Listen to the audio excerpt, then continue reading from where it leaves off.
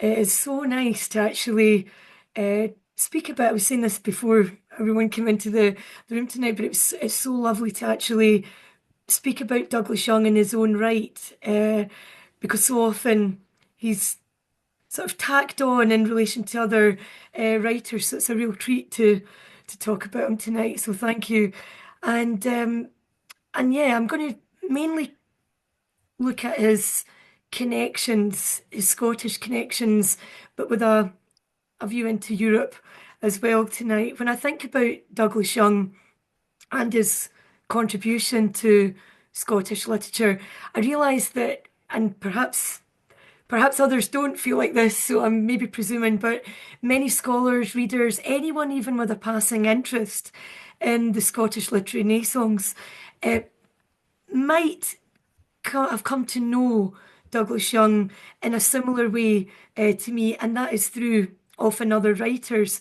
And I think this is completely understandable because he was at the centre of so much. I mean, Michelle's already mentioned that of what was going on in the 1930s into the 1940s. And I think as well, he was just such an energetic force and such an encourager for his friends, helping them to get their work published, helping them network. As I say, Michelle's already mentioned, that he introduced, two important Scottish Gaelic writers to each other. So, and also just like-minded people. He seemed to know so many people, and he did this because he was passionate about Scotland, its culture, and its languages. And so my gateway experience of Young at first was through the Gaelic poets, Sorla MacLean and George Campbell Hay. And as I researched my PhD thesis, his name came up again and again in the correspondence, which I think is the main reason that I'm editing that now. I was reading a lot of correspondence in the National Library of Scotland through Sorrel MacLean, and that's where Douglas Young really comes into it for me. He was a prolific letter writer, and I soon realised that his correspondence with a number of Scottish writers was really a window into the 1930s and 40s, the political, cultural, social context of Scotland.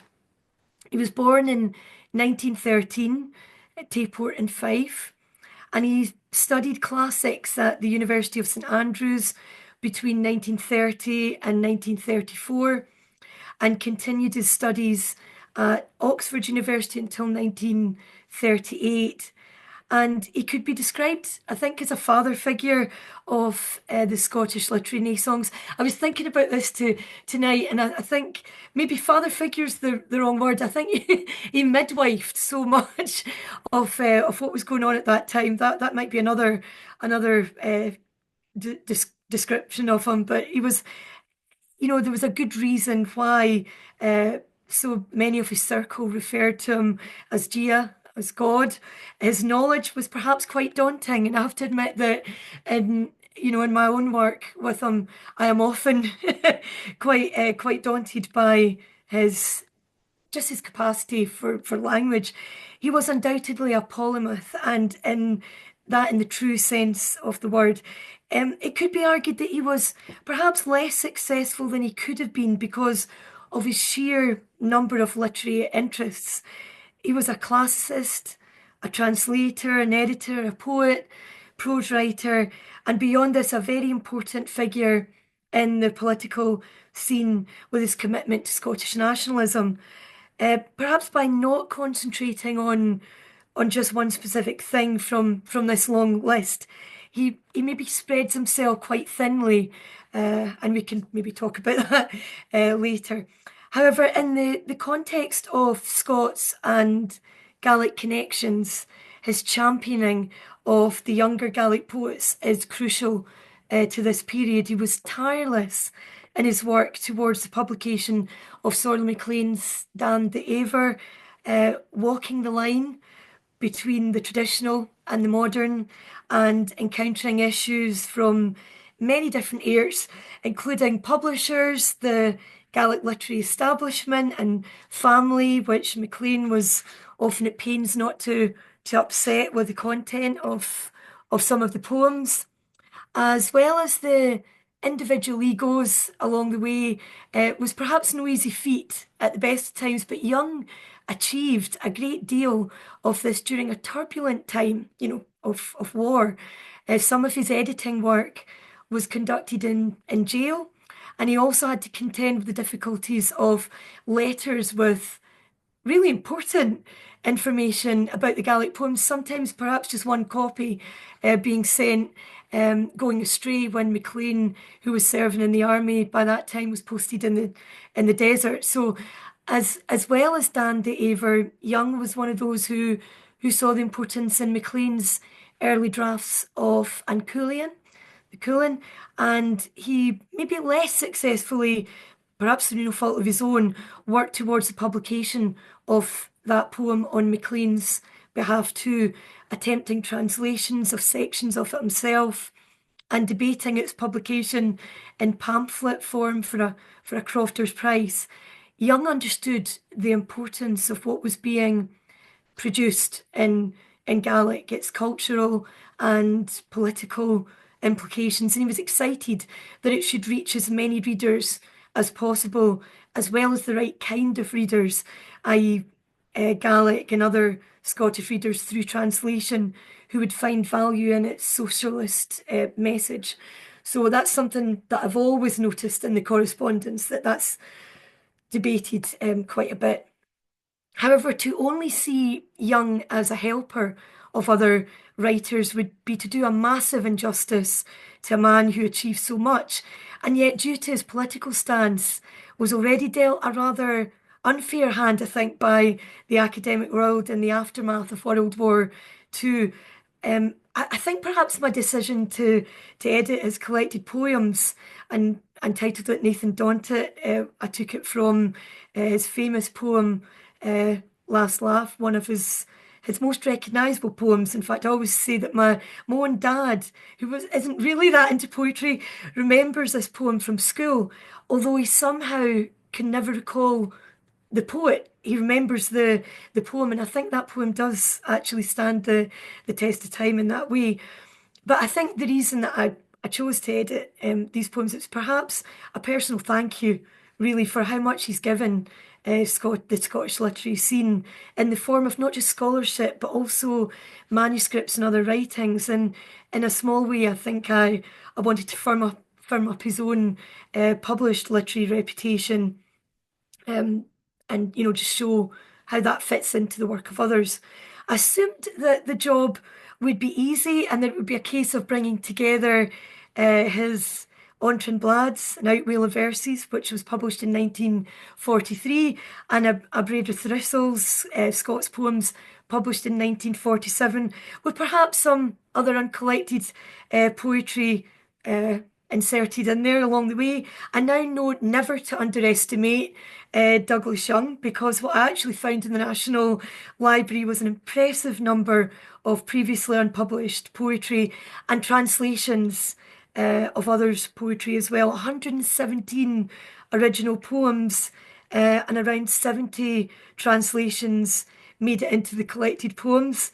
And this might be surprising to some. It certainly was to me. But his own poems, or sorry, I should say his own peers, were well aware of his talents and his output. Sorley MacLean, in a letter in December 1941, wrote, "I think again and again how your work for my poetry must be hindering so much of your other work, and sometimes I have an uncomfortable feeling that my stuff is not worth your trouble." However, Douglas Young wrote poems in Scots and in English. His translations into Gaelic and into Scots cover Sorley MacLean and George Campbell Hayes' poetry, as well as earlier poets such as William Livingston. He translated Burns into Greek, and he translated classical writers such as Catullus and Homer into Scots. Poetry in other languages, which he translated into Scots, includes Italian, French, German, Chinese, Lithuanian, Hebrew, and Russian. And Douglas Young did not look on the world as a big place. I think instead, through his love of language and his ability to learn languages, and I think back to what Michelle has just said about how playful George Campbell Hay was with his. I think Douglas Young does that too. He created literary connections across Scotland, but also Europe and beyond. Language was not a barrier. Instead, I think Young viewed language as a bridge. He was a staunch Scottish nationalist, but while he respected boundaries and borders in the nationalist sense, these same borders became very fluid when language and literature was involved. The universality of human emotion and experiences explored through his translations from other languages into Scots. And he brings these poems home for readers and achieves a sense of familiarity and locality despite the distance in time and geographical location of these poets.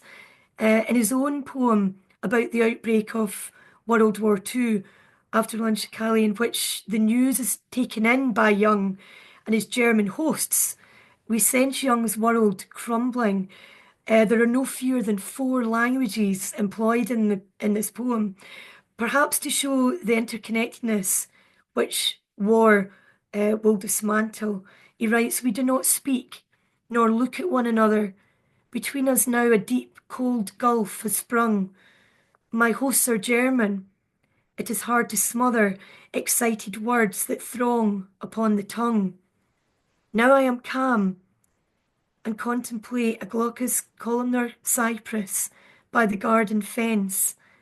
I hardly hear the individual raucous shouts of the Führer, but I know the sense." We often hear more about Young's attitude to the war through the lens of his imprisonment when he objects to conscription on nationalist grounds. And he served a sentence in Saughton for 8 months. But we should not forget the Young of this poem, the scholar, the member of the literati within Scotland, but also beyond Scotland, and the friend to so many. And when surveying his work again for this event tonight, I was struck by how many of his own poems are actually about his friends. Wallace Martin Lindsay, George Campbell Hay, Hugh McDermott, William Souter, Willa and Edwin Muir, Naomi Mitchison, Maurice Lindsay.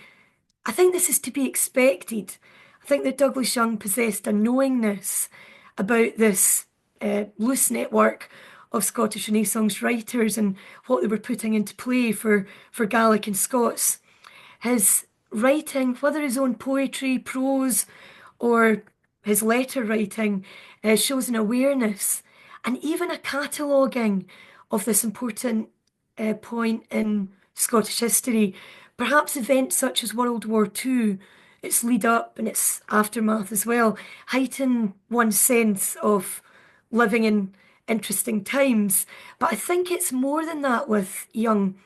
He sensed a watershed moment in Gaelic literature with the appearance of with the appearance of MacLean and Hay. And while others such as Hugh McDermott were also well aware of this earlier, for example, with the Gaelic idea in the 1920s and 30s, Young's awareness, I think, has a more personal touch, even an affection, which comes through in his poetry. And on that note, just to finish, I'd like to finish with Young's short poem about George Campbell Hay, lines on a Gaelic poet at an Oxford party. And this poem's set in the period when Hay and Young first met as students at Oxford. And interestingly, its context is outside of a Scottish geographical setting. Both poet and subject are at this point in time in the heart of the English scholarly establishment, and yet through Hay, the reader is linked to Scotland and all that's conjured in the smoke of the peat fire. And I think for Young, the poets are always the connecting factor. So this is lines in a Gaelic poet in Oxford party.